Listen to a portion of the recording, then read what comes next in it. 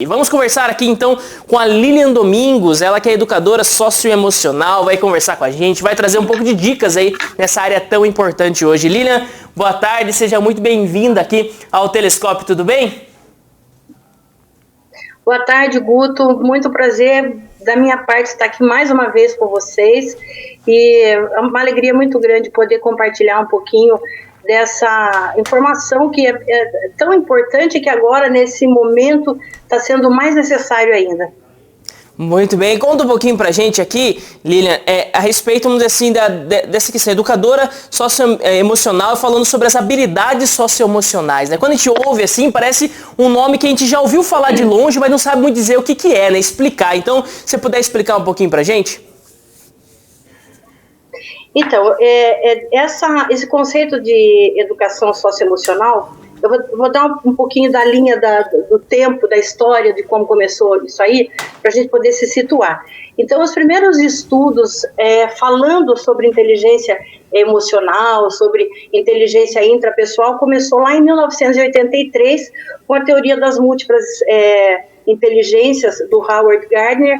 Então, ele foi o primeiro, assim, que começou a incluir esse conceito de inteligência intrapessoal. O que é inteligência intrapessoal? Como eu me relaciono comigo mesma, como eu lido com as minhas emoções, com os meus sentimentos, como eu reajo às coisas que acontecem comigo. Então, essa foi a primeira vez que foi falado nesse conceito, isso em 1983. Depois, em 1990, dois pesquisadores americanos, eles publicaram um primeiro artigo falando especificamente sobre inteligência emocional. Inteligência emocional, então, que abrange já não só a parte intrapessoal, eu comigo mesma, mas também como eu me relaciono com as outras pessoas, como eu me relaciono com as coisas que acontecem, com as decisões que eu tomo, enfim. Aí, em 1995, o psicólogo Daniel Goleman publicou um livro chamado Inteligência Emocional. E aí onde ele fala, então, das competências da inteligência emocional. Quando esse conceito migrou para a educação, né, para as escolas, um grupo de pesquisadores americanos, em 1994, começaram a querer incluir essas habilidades, essas competências emocionais na educação, então passou-se a denominar educação socioemocional. Para a gente entender um pouquinho, é assim, quando a gente fala em inteligência emocional, dá a impressão que a gente já nasceu com ela, e que ou a pessoa é inteligente emocionalmente ou a pessoa não é. E se eu não sou inteligente emocionalmente, então não adianta, eu não tenho esse dom, vamos dizer assim. Quando a gente fala em educação socioemocional, a gente entende que a educação socioemocional, ela é uma área de conhecimento como qualquer outra área de conhecimento, como as ciências humanas, como as ciências exatas, e que eu posso aprender, desenvolver, melhorar em qualquer momento da vida. Então, por isso a gente chama de educação socioemocional, ou seja, o processo de aprendizagem das habilidades da inteligência emocional. Muito bem, Lilian. Acho que já traz aqui um panorama muito legal pra gente, né, de como foi se entendendo esse assunto, né? Eu vou trazer uma pergunta, mas antes aqui, só agradecendo o pessoal que está participando ao vivo aqui do Telescópio. O Fábio Madeira manda aqui o boa tarde, boa quinta-feira a todos. Também a Márcia manda aqui o seu bom dia pra vocês. Muito obrigado por participar aqui do Telescópio. Pode mandar sua pergunta, mandar aqui o seu comentário sobre o programa de hoje. E Lilian, falando agora aqui, justamente, né, você citou aqui principalmente dois pontos aqui, né, que é como lidar com as situações, as emoções consigo mesmo e também com os outros. Nesse caso, principalmente do consigo mesmo, né, como que era entendido essas emoções, a forma de se lidar com isso, como se era falado sobre isso antes, né, porque você cita aqui pra gente estudos que, vamos dizer assim, na medida da história, né, eles são próximos ainda, né, como que as pessoas falavam sobre isso? Era algo que não se comentava, cada um tinha que lidar meio que de qualquer jeito, era parte da criação doméstica, como que era? Exatamente, é muito do momento que o ser humano vive, da história que ele está inserido, daquele momento histórico que ele está inserido. Então, a nossa educação, na minha época, talvez não na sua, que você é bem mais novo que eu, mas os mais antigos não tinham essa preocupação.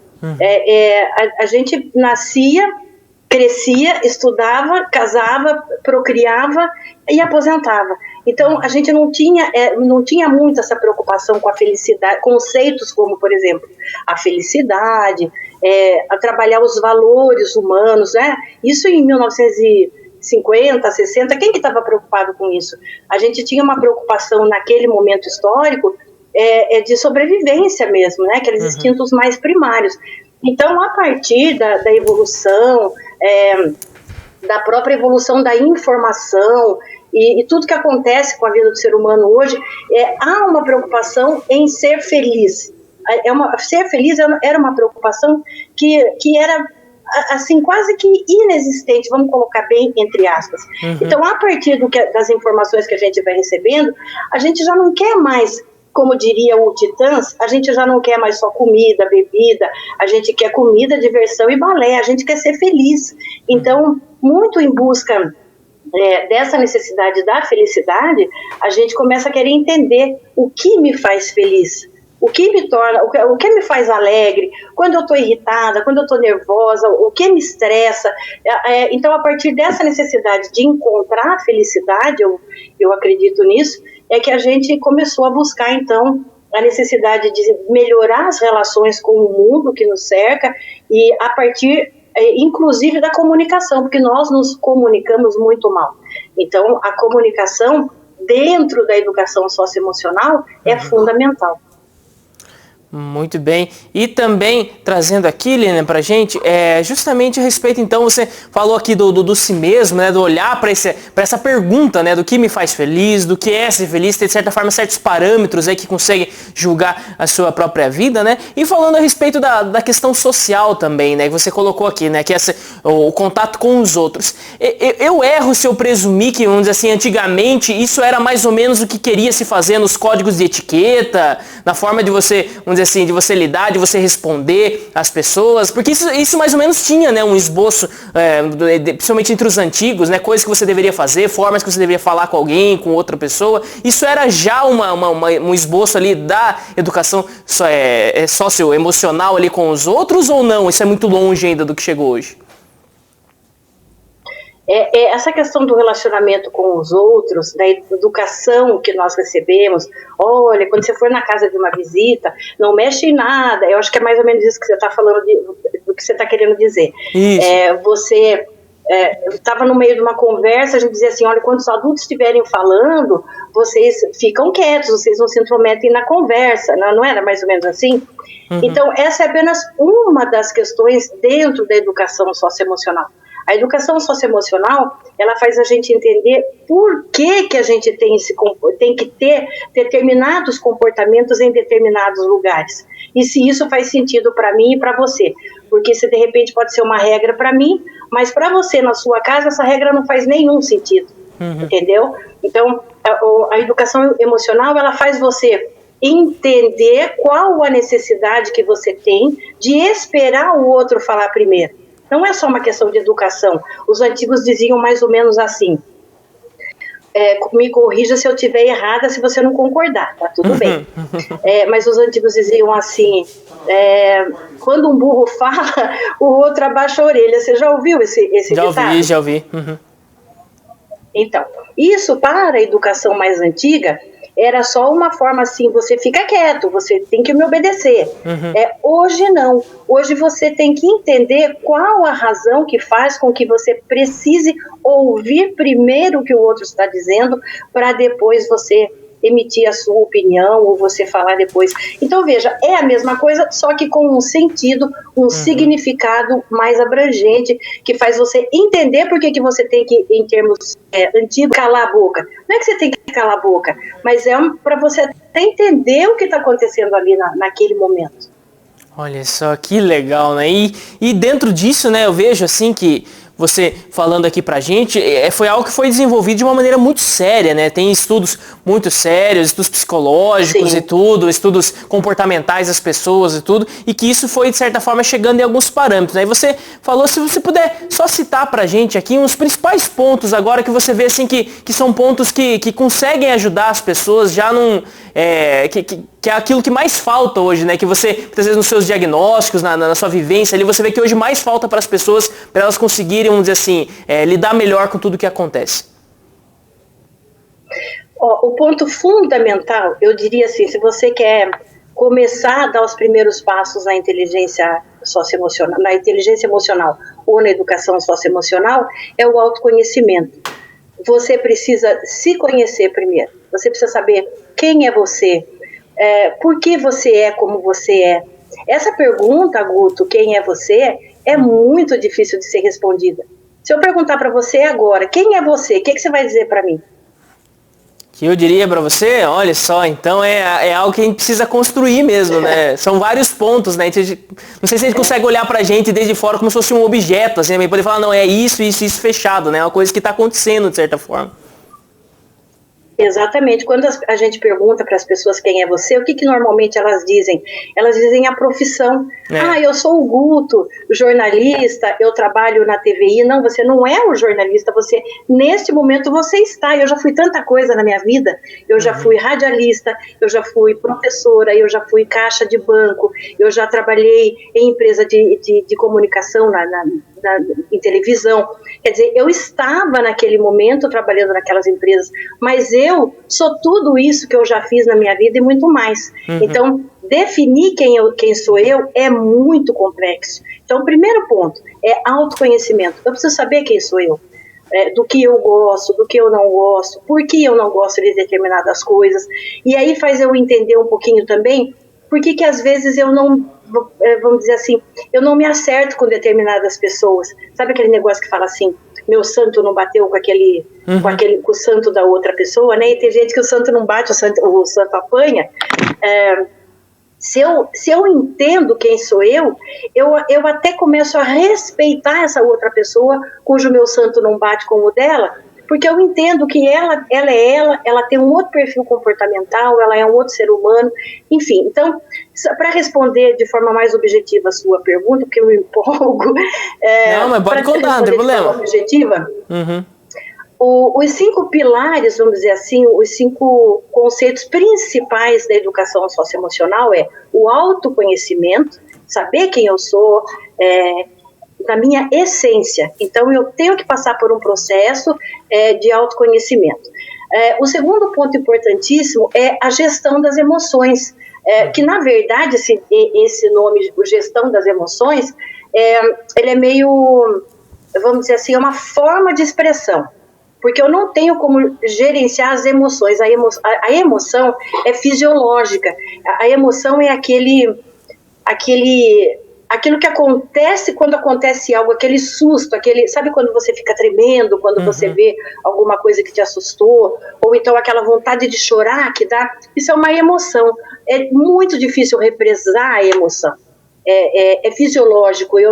Sabe quando tem gente que é uma reação física, vamos colocar assim, a emoção é uma reação física, tem gente que tem dor de barriga, tem gente que tem sudorese, sua na palma da mão, nas axilas, no pé. Tem gente que o sangue some do rosto, fica pálida, com a boca branca. Então, a emoção é essa reação fisiológica. O que acontece logo em seguida, depois da emoção, é que eu posso gerenciar. Sabe, aqueles 5 minutos logo depois daquilo que você me falou, que eu fiquei com vontade de arrastar sua cara no asfalto, como o povo diz por aí. É este momento entre o sentir a raiva e a vontade de arrastar a cara do outro no asfalto é que eu posso gerenciar. A emoção eu não gerencio, eu gerencio a minha reação. Então isso é autogerenciamento, autogestão, gestão das emoções. Então esse é o segundo ponto principal. O terceiro ponto da comunicação, da educação socioemocional, é a tomada de decisão consciente, ser responsável, ser autorresponsável pelas coisas que a gente escolhe na vida. E para a gente escolher, tem muita gente que muitas vezes a gente sai tomando decisão sem pensar e a gente toma a decisão errada, a gente se arrepende depois.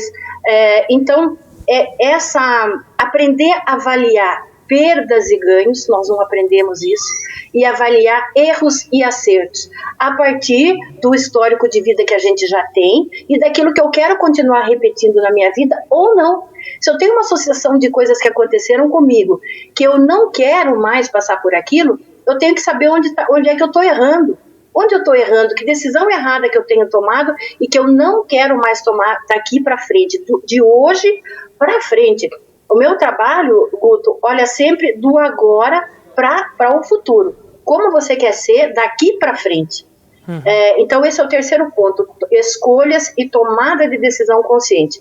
Depois, o quarto ponto são as habilidades sociais, o que eu chamo de relacionamento. Como eu me relaciono com as pessoas. Aqui, um ponto muito importante nessa questão do relacionamento é respeito, empatia, aceitação, né? Eu tenho que me despir de preconceitos. E aqui também é um ponto muito importante.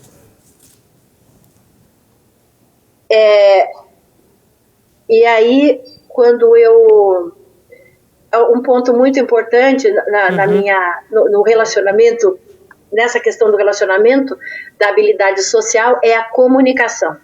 E comunicação, Guto, ao contrário do que muita gente pensa, não é o que eu falo, é como eu falo. O momento que eu falo, esse momento é oportuno, esse momento não é oportuno, eu devo falar isso para essa pessoa, e a pessoa está entendendo o que eu estou querendo dizer. Às vezes a gente vê na internet assim, as figurinhas, os memes que dizem assim, eu sou responsável pelo que eu falo e não pelo que você entende. Errado. Se a pessoa com quem você está se comunicando não está entendendo o que você está querendo dizer, você tem que falar de um jeito que ela entenda. Então, essa questão da comunicação é fundamental se eu quero ter um bom relacionamento na minha família, no meu trabalho, na vida social. Quantos empregos a gente muitas vezes não perde ou então a gente chuta para o alto porque a gente não sabe se relacionar. Eu não sei se você sabe, mas tem um dado que diz que 9 em cada 10 profissionais são contratados pelas habilidades técnicas, mas 9 em cada 10 profissionais são demitidos por falta de habilidade de relacionamento. Você pode pesquisar isso na internet, você vai encontrar esse dado. Então, você pode ser um profissional excelente, mas se você não tem flexibilidade, se você não tem condições de trabalhar em equipe, você está fora do mercado de trabalho. Então, essa é aqui o quarto pilar da educação socioemocional. E o quinto pilar são o que eu chamo de coletividade, de respeito à coletividade, são as competências de coletivo mesmo, do social, fugiu a palavra agora. Então eu tenho que, não basta eu saber me relacionar com a pessoa, eu tenho que saber me relacionar com o coletivo, e é diferente. Não é a mesma coisa eu saber, às vezes eu me relaciono muito bem com as pessoas, sou uma pessoa empática, eu sou uma pessoa que consigo muito bem me colocar no lugar do outro, eu não tenho preconceito, eu tenho uma boa aceitação, mas em comunidade eu sou péssima, porque muitas vezes eu não consigo aceitar regras, eu tenho dificuldade em pensar como grupo, entendeu? Então, essas habilidades de coletividade, que é a quinta competência socioemocional, é importantíssima também.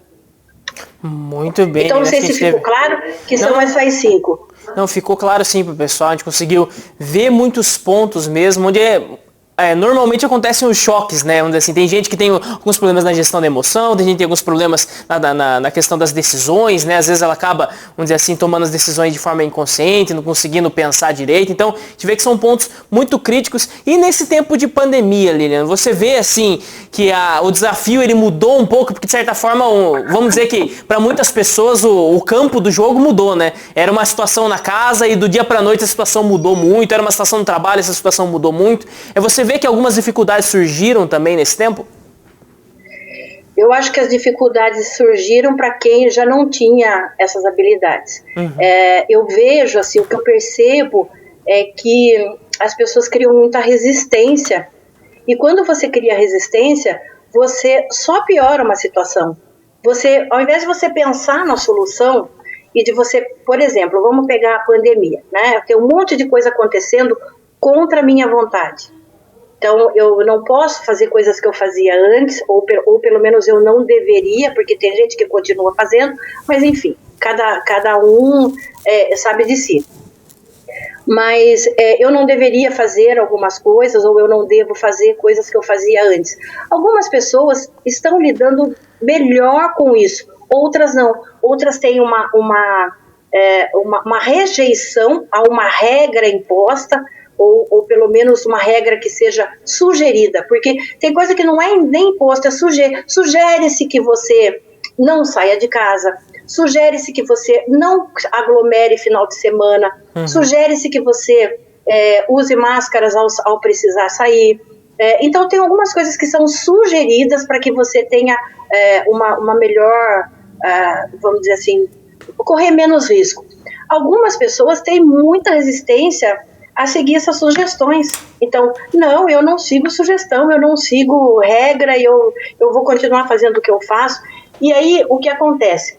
Independente da minha vontade ou não, a pandemia está aí, as coisas estão acontecendo e eu tenho duas opções. Continuar criando resistência, e aí eu fico estressado, nervoso, e eu fico estressando todo mundo que está ao meu redor, ou eu vou falar assim, bom, já que nós estamos aqui nesse barco, quais as alternativas que eu tenho para atravessar esse período? Então, quem tem problema no trabalho, quem tem uma empresa que agora está precisando rever uma série de conceitos. Então, quanto mais você cria resistência, menos solução você encontra. Então, eu digo assim, vamos focar no que é possível fazer e não no que, mas quando não era pandemia, era outra história.